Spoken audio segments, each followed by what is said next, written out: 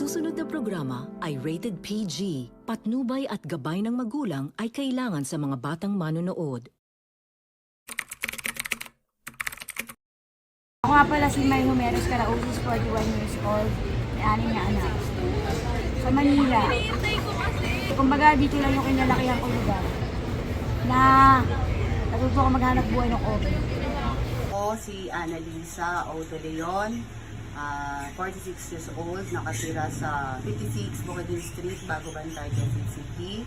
Ako ay kasal at nakatira dito noong pang 1978. Ako po ay kasal, may isang anak.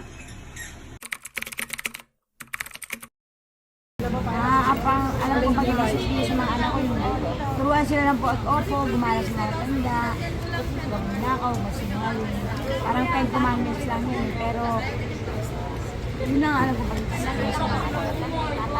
Sa aking pagkakaalam, sa panahon ngayon ng kabataan na tinatawag na Gen Z, hindi mo kailangang gamitan ng tinatawag na military discipline. Ngayon, kailangan mong sumabay sa kanila para maunawaan, marinig ang kanilang mga alam kung kailangan mong mangingi sa kanila ng mga latest, kailangan mag-share din sila, tatanggapin mo yung mga bagay na kung ano yung paniniwala nila para at the same time, ganun din sila. Sabi ko,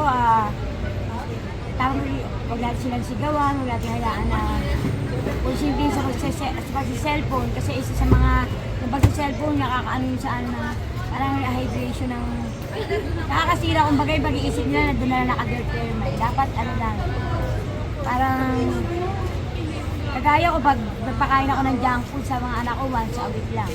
Hindi pwedeng araw-araw. Pero yung nanay, pasaway. Siguro ngayon, may idadagdag ko o may itutulong ko. Bilang 90s or sinasabi natin, ibang henerasyon sa mga bagong henerasyon ngayon. Siguro, wag i-spoil. Kasi ngayon masyadong masyadong ini-spoil kaya nagiging matigas yung ulo. Yung kabataan ngayon kasi pag ini-spoil mo, kasi ang katwiran parang sige ibibigay na lang, hindi ko kasi naranasan yan, which is mali. Dapat kung ano lang yung kaya ng ibigay ng isang magulang, dapat may hangganan, hindi lahat ibibigay kasi hindi naman lahat ikakabuti rin ng mga anak natin. Masasabi ko na yung paggamit ng po at opo ay yung ginagamit ba noong unang panahon pa noong sinaunang daan. Yung paggamit ng po at opo yung talaga yung nakaano. Kaya maaaring idagdag na rin kung makakatulong sa documentary. Kailangan pa rin sa kultura nating mga Pilipino, mas kilala tayo na yung magulang mas sinusunod. Kaya kailangan ganun pa rin, kahit iba yung henerasyon, kailangan ipakita pa rin na yung magulang ang kailangan masunod at kailangan sundin ng mga anak. Kasi ngayon iba na yung iba na yung nangyayari. Yung sa kabataan minsan mas yung mga kabataan pa yung sumusunod yung magulang sa mga kabataan ngayon. Kasi masasabi ko yung iba talaga wala nang, kahit na nasa college na sila, parang masasabi ko na meron pa rin sila mga attitude, diba? Hindi talaga totally, kala mo kahit alam nila matanda, parang kala nila tropa lang nila yung kasama nila wala silang, yung iba hindi man makipagkapatan. Wala silang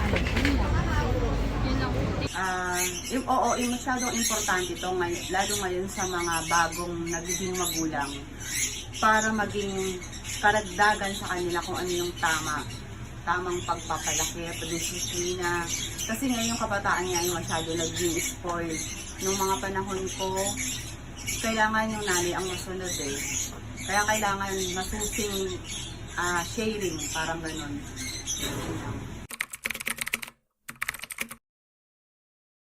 Ang pagdidisiplina ay kadalasan na naipapakita sa pagpalo sa kanilang anak, pagbibigay parusa, pagsigaw o kahit mga pisikal na paraan upang malaman nila ang tama sa mali. Ginagawa ito ng mga magulang upang malaman ng bata kung paano rumispeto, maging responsable, magkaroon ng kamalayan tungkol sa nangyayari. Sabi ng iba nakakatanda, sila ay pinapaloon sa asin o sumunggo bilang isang parusa upang magbigay leksyon sa kanila at matuto sa mga maling ginawa. Sa panahon ngayon, meron pa rin mga magulang na nagpipisikal na disiplina, ngunit merong magulang na rin na kinakausap na lamang nila ang kanilang anak upang hindi ito magkaroon ng negatibong epekto sa mga ito. Hindi man pare-parehong epektibo sa mga bata ang paraan ng mga magulang sa pagdidisiplina sa kanilang anak, kaya kailangan pa rin nila malaman kung ano ang pinakamagandang paraan upang madisiplina ang anak nang hindi ito magkaroon ng negatibong epekto.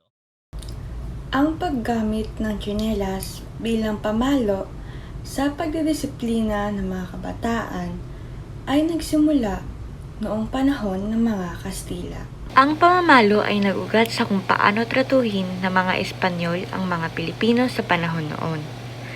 Sa pagdating ng mga mananakop sa Pilipinas, hindi lamang itinaguyod ng mga Kastila ang hindi pagkakapantay-pantay ng kasarian, kundi tinuruan rin nila ang ating mga katutubo na magkaroon ng kolonyal na mentalidad na kung saan may mataas na antas ang mga Espanyol kaysa sa mga Pilipino.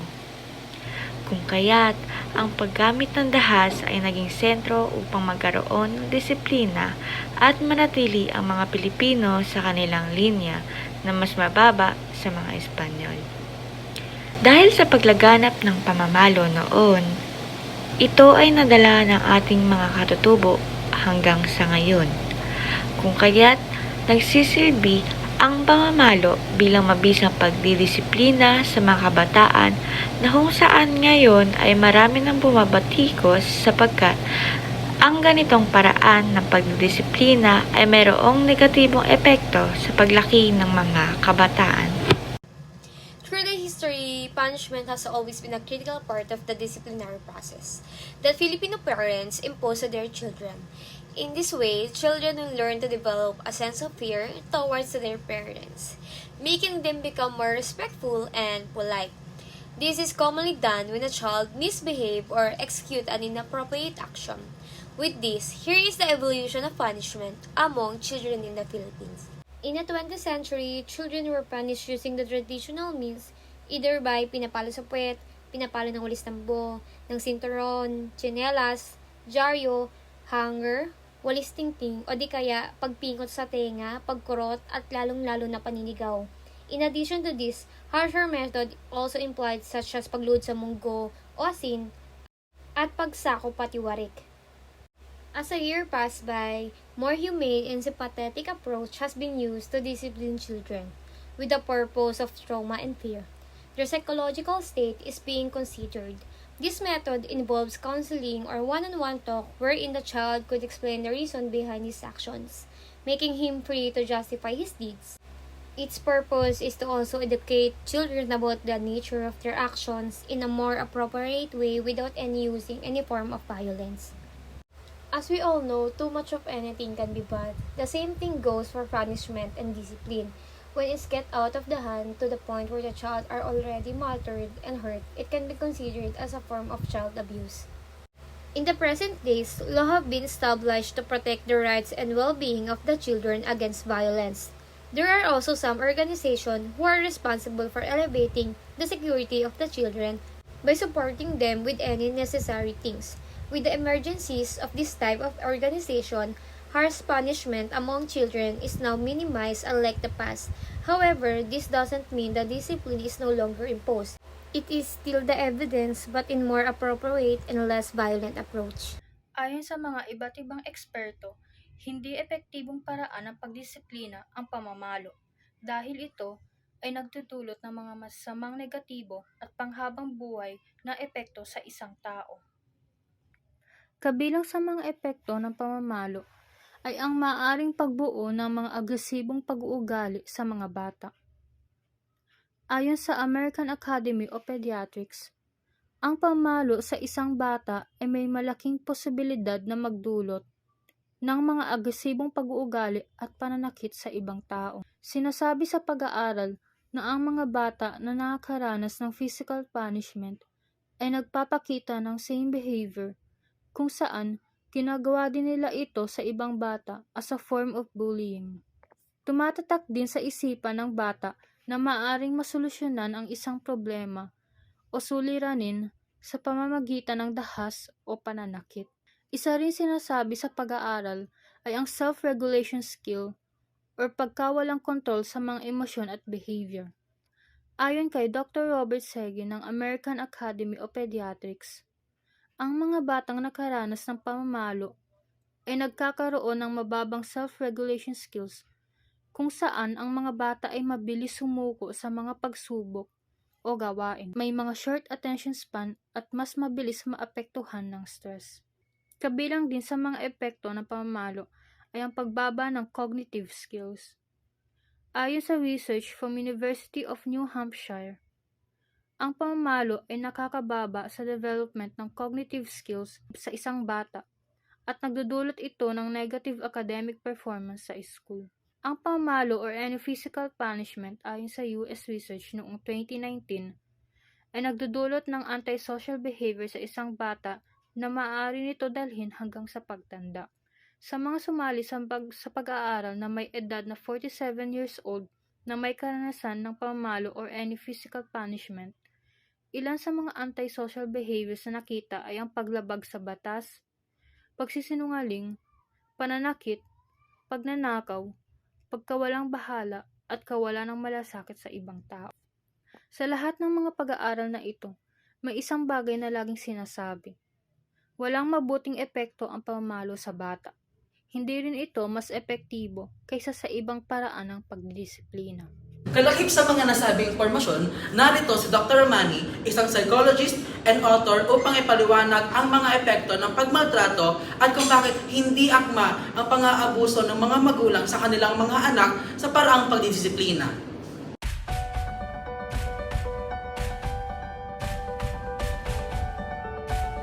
Hi everyone, it's Dr. Romani. Welcome back to this YouTube channel on narcissism, narcissistic relationships, and narcissistic healing.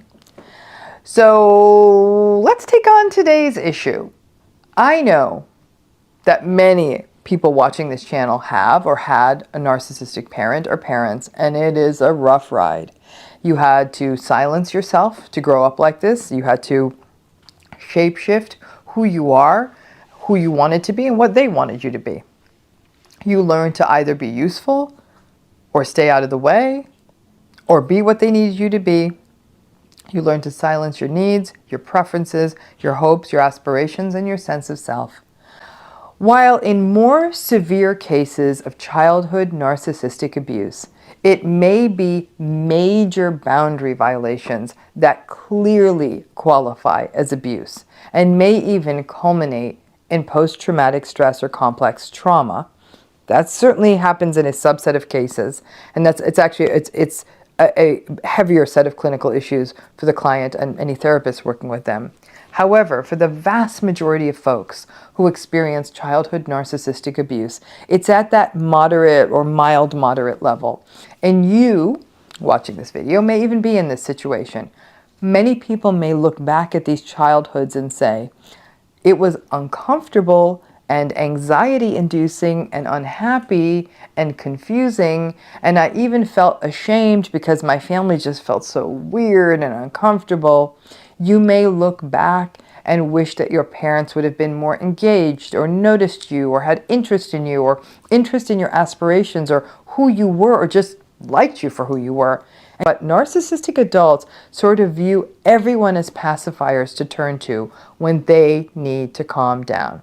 I hope that framing helps, just more language to talk about this, and whether you call this misuse, abuse, for this to happen to a child, and frankly even to an adult, to be basically a human pacifier because a narcissistic person cannot put on their big person psychological pants. None of us are designed for that, and it's time that we hold people who are damn adults, hold their feet to the fire and say, figure it out, and stop taking it out on other people, least of all children. Thanks again. Republic Act 7610, other acts of neglect, abuse, cruelty, or exploitation and other conditions prejudicial to the child's development, sinasabi sa Section 10 na kahit sino mang tao ang gumawa ng pagpapabaya, pang-aabuso, kalupitan o pagsasamantala at iba pang kondisyon na nakakasira sa pag-unlad ng batang kabilang ang mga sinasakop ng Artikulo 59 ng Presidential Decree No. 603. o ang Child and Youth Welfare Code. Ang mga magulang at tagapag-alaga ay may pananagutan sa pinsalang dulot nila sa bata habang ito ay nasa otoridad ng magulang, alinsunod sa Civil Code.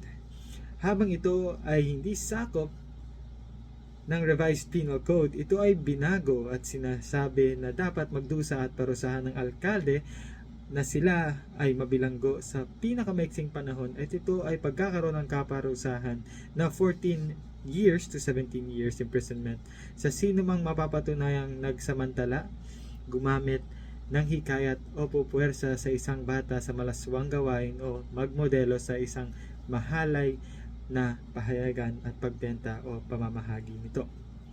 Kung ang batang biktima naman ay wala pa sa edad na 12 taong gulang, ang pagkakakulong ay posibleng maging 30 years to 40 years bilang parusa.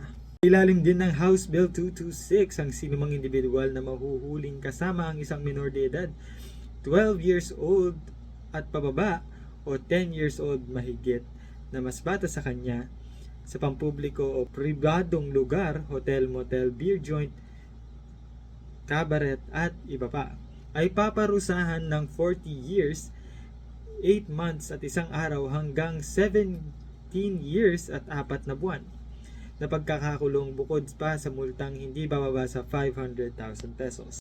Mayroon ding probisyon ang nagsasabing panukala na sino mang individual na magpipilit sa isang bata na manlimos o gagamit sa kanilang sarili upang sila ay maging middleman sa pagtutulak ng droga at iba pang illegal na gawain ay mahaharap sa pagkabilanggo mula 12 years hanggang 30 years. Hingil naman sa child labor ang lumabag ay haharap ng 1 hanggang 6 na taon na pagkakakulong at multang hindi bababa sa 100,000 pesos hanggang 400,000 pesos depende sa pagpapasya ng hukuman. Posibleng child abuse ang mga sumusunod: physical abuse o physical na pang-aabuso, neglect o kapabayaan, cruelty o kalupitan, sexual abuse o sexual na pang-aabuso or rape, emotional maltreatment or emotional na pagmamaltrato, basta't ito ay magkakaroon ng malaking apekto sa kahalagahan o worth ng bata at nakakaapekto ito sa kanyang dignidad, ay ito ay matatawag na abuse. Ang kultura ng pamamalo bilang isang disiplina sa paraang Pilipino ay isang patuloy na stress na maaaring humantong sa isang bata. Bahagi ng paglaki ay ang pag-aaral na kung gagawin mo ang isang bagay, maaaring may mangyari bilang resulta. Ang isang positibong diskarte sa pagdidisiplina ay maaaring gabayan ng mga bata patungo sa positibong pag-uugali. Ang mga negatibong karanasan katulad ng pang-aabuso at pagpapabaya ay maaaring makaapekto sa kalusugan ng isang bata. Ang mga issue sa kailangan na kalusugan ng isip ay maaari ding humantong minsan sa mga issue sa pang-aalaga at proteksyon sa bata.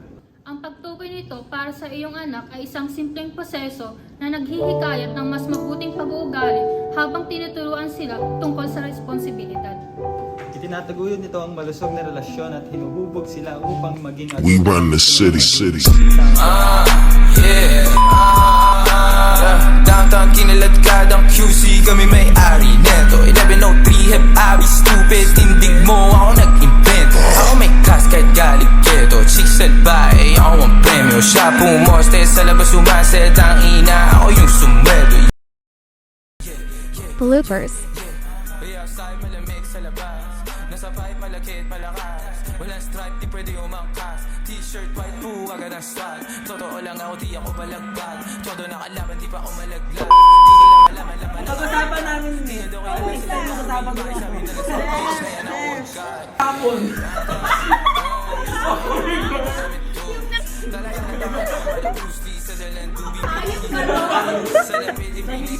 Tag-inag yan. Ang tumawa talaga pangit. Nakalawang family film. 1, 2, 3, go. Ang isang putang ina. Ang mga issue. hingil naman sa child labor ang lumapag. Putang lumapag.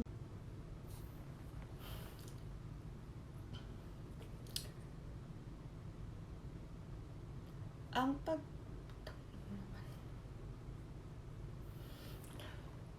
naman kung